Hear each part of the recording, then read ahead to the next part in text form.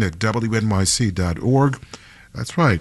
Or in the WNYC app, or you can call 888-376-9692. We've got our Eyes on You sustaining members. This fund drive, we're asking you to be one of 5,000 listeners to join WNYC as a sustainer. And as a sustainer, you'll get this new Public Radio Nerd bumper sticker. Very exciting. So becoming a sustaining member is the best way to get that bumper sticker and to support WNYC. Your monthly contribution provides a steady, reliable source of funding, allowing us to plan for the future, which means we can expand our reporting, invest in new programs, and ensure we're always here when news breaks. Listener support is our largest source of funding, and everything you hear on WNYC is because of listeners like you. So give at WNYC.org or call 888-376-9692. That's 888-376-9692 to support what you value on WNYC. When you tune into WNYC, you get slices of life, slices of entertainment, slices of news, slices of knowledge. And right now, you can get slices of Russ and Daughter's Chocolate Babka as our thank you when you pledge $13 a month to support WNYC. That means you become a sustaining member, $13 a month, and we'll thank you with the Russ and Daughters. It makes a delicious babka. This is a chocolate babka as our thank you for WNYC. So start your monthly gift and do it now. 888-376-9692 and do it right now.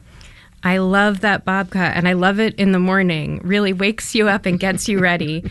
We heard from Alexandra, who said, finally did it after years of starting every story with I heard this on NPR. She gave. So please give today and help us meet the urgency of this moment to help protect independent journalism and ensure that WNYC remains strong. Give at WNYC.org or call 888-376-9692. Shrinking the IRS.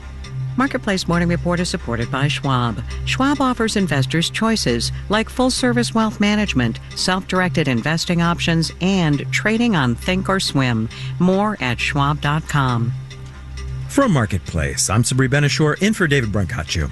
The Trump administration is reportedly working on a plan to dramatically reduce the workforce at the Internal Revenue Service. As much as half the staff of the tax collecting agency could be let go through a combination of layoffs, buyouts, and attrition. Marketplace's Nova Safo has more.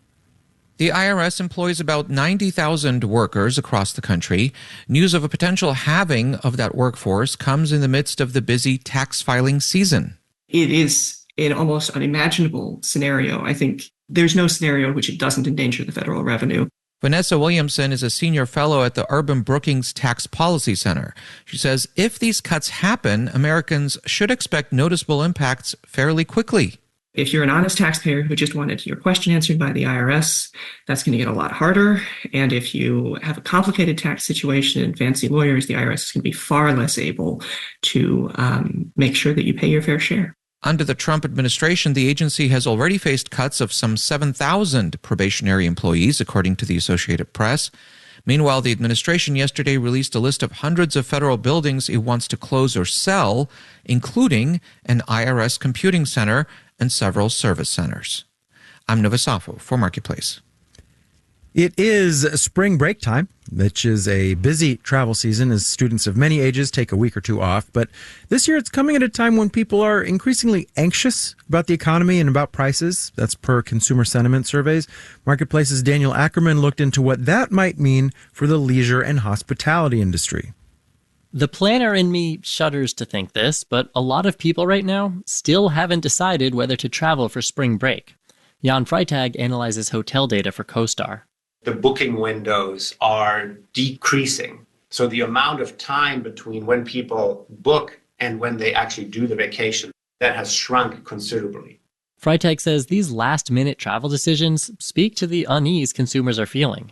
They're saying, okay, we're still going to go, but maybe we're not going to go for 4 days, maybe we're just going to go for 3. Or maybe we're not going to fly somewhere, maybe we're going to drive somewhere. Or maybe cruise somewhere. Pete Larkworthy is with Infinity Research, which analyzes cruise industry data, and he says bookings are strong in this spring of uncertainty. There's a pretty nice cost advantage that the cruise industry enjoys versus, a trip in Vegas or Disney.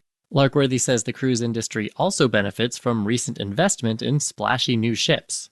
There's always some kind of halo effect surrounding new hardware.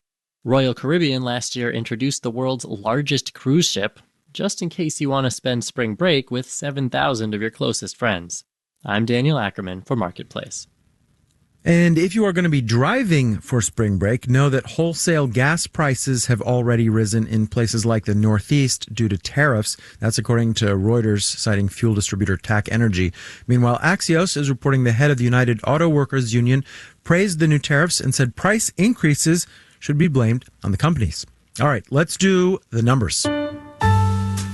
The FTSE in London is up 0.4%. Dow, S&P, and NASDAQ futures are all up in the 5 to 0.7% range, with Dow futures up 223 points. The yield on the 10-year Treasury is 4.231%.